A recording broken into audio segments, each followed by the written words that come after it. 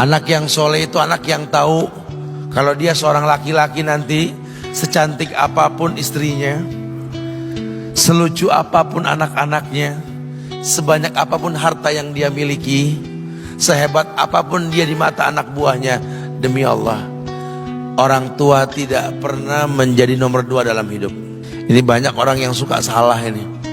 Cuma gara-gara dunia, orang tua panjang mata menanti kedatangan anak. Jangan ya. Jangan. Anak yang soleh tahu sekali, sampai kapanpun ibumu, ayahmu. Sampai kapanpun. Dunia nggak membuat dia lupa ada berkah keramat dunia hidup di atas muka bumi ini. Dia nggak repot datang ke makam-makam para wali. Orang tua nomor 1 yang dia temui. Ini orang hebat. Ini banyak di antara kita, makam-makam didatengin, di mana saja didatengin, ngalap berkah. Orang tua panjang mata, berlinang air mata menanti, mana anakku? Mana pohon yang pernah kutanam? Mana pohon yang pernah kurawat?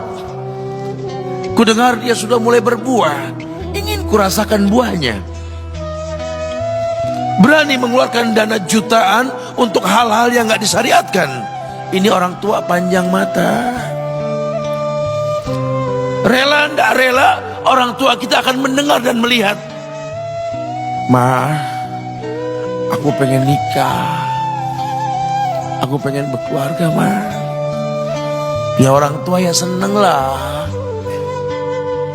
Cuma kalau inget metik buahnya belum terasa, ya ada perasaan kayak gimana gitu loh. Karena dia tahu setelah ini dia akan menikah. Bahwa anak orang ada kehidupan yang berbeda yang bakal dia rasa. Orang tua makin hari makin rentan, bukan makin seger. Yang perempuan dibawa orang, ya Allah.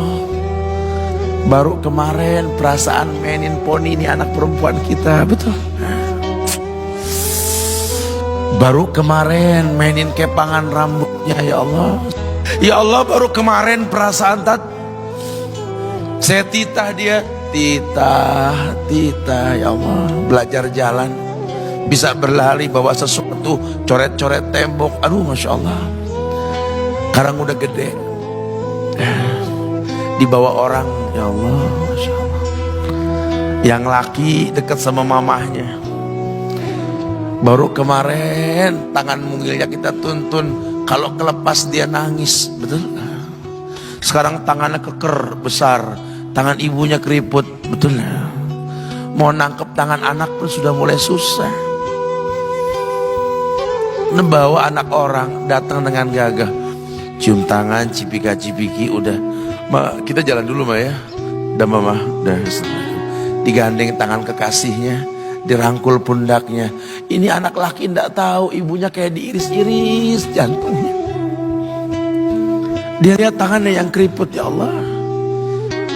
Udah berapa lama tangan ini nggak dibawa sama anak ini? Udah berapa lama tangan ini nggak digandeng sama anak saya? Kita merasa bangga akur merangkul istri kita, ibu kita ngelihat pundaknya. Udah berapa lama pundak ini gak dirangkul seperti itu, ya Allah. Dulu aku berdandan secantik-cantiknya, ku dandankan anaknya, ku bawa di hadapan kawan-kawanku bangga. Lihat anakku.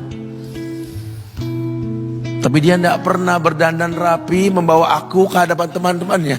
Lihatlah ibuku. Ibunya sudah kebayang, ya Allah, ini anak bakal minta nikah sebentar lagi. Yang wajar kalau orang nanam pohon pengen metik buah, wajar. Ini buah belum terasa, pohon sudah mau dibawa, kebayang tidak? Ya Allah. Mulai dia kebayang. Sehingga rasa-rasa seperti ini menjadi tumpukan rasa di hati orang tua kita, yang nanti pada akhirnya dia pun bakal kembali ke hadirat Allah, kita pun bakal kembali ke Allah, betul?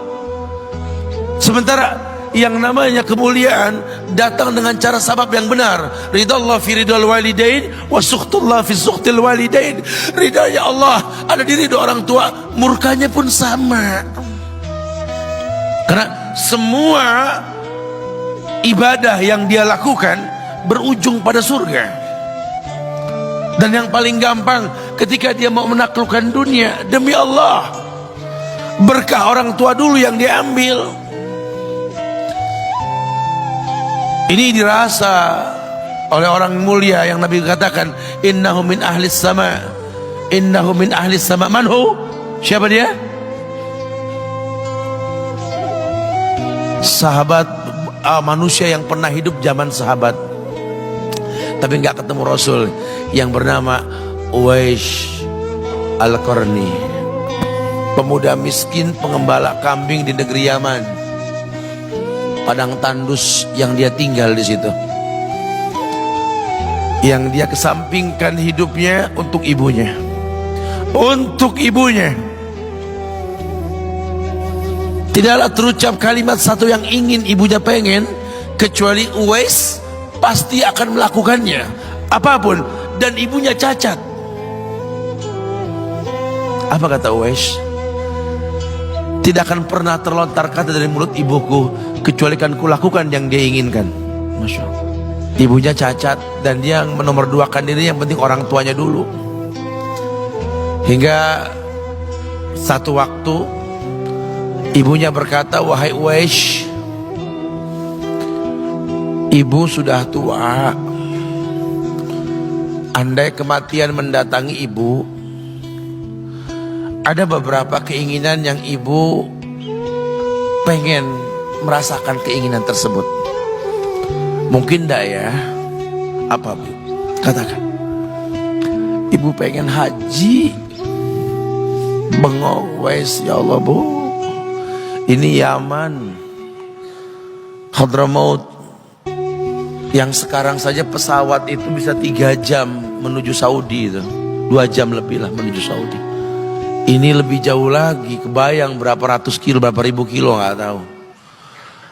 Ya baiklah ibu, kata Uwais, aku tidak pernah menolak permintaan ibuku, tapi kali ini aku tidak bisa menjawab karena mikir gimana caranya ini. Apalagi dia seorang pemuda yang punya penyakit sopak, ada tanda-tanda putih di bagian badan itu kayak pano besar gitu. Udahlah, terserah gimana nantilah. Yang penting ini nomor 1 dalam hidup ini. Dia beli seekor anak sapi, digendong tiap hari itu sapi sama si Uwais menuju puncak gunung. Turun lagi, gendong ke atas, turun lagi tiap hari. Sampai orang bilang, Uwais gila no.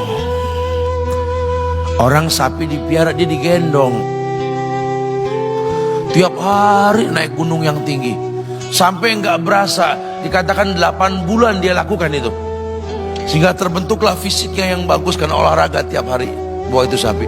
Dan sapi itu makin berat, dalam hikayat dikatakan sampai di atas 100 kilo itu sapi. Kemudian dia tetap gendong ke atas dan dia yakin, bismillah saya yakin, sampailah bulan haji. Ibu naik ke pundakku, digendong ibunya dari negeri Yaman. Subhanallah, gak ada yang gak mungkin. Lihat,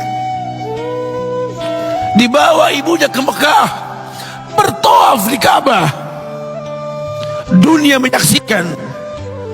Bahkan hikayat mengatakan dia sempat bertanya kepada sahabat Abdullah bin Umar,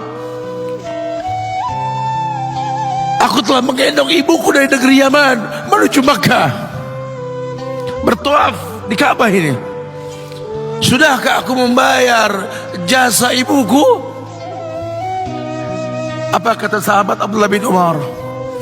Bahkan satu hentakan napas pun ketika melahirkanmu belum terbayar. Bahkan satu hentakan napas pun ketika melahirkanmu belum terbayar. Dia selesaikan tawafnya. Dia selesaikan tawafnya. Selesai tawaf, dibawa ibunya ke makom Ibrahim untuk sholat 2 rakaat. Selesai sholat, dia angkat tangan, dia berdoa kepada Allah, ya Allah, ampunkanlah ibuku ya Allah. Ampunkan ibuku ya Allah. Masukkanlah dia ke sorgamu ya Allah. Masukkan dia ke sorgamu ya Allah. Ibunya berbisik, Uwais, sudahlah, mintalah pada Tuhanmu ampunan untuk dirimu dan sorga untukmu.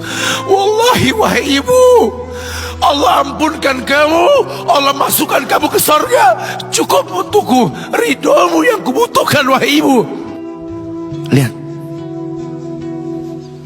manusia saleh, hasil doa Rabbi habli minas solihin. Lihat, makanya ketika Nabi mengatakan innahu min ahli sama, ini manusia penghuni langit, Umar, Ali, temui Uwais.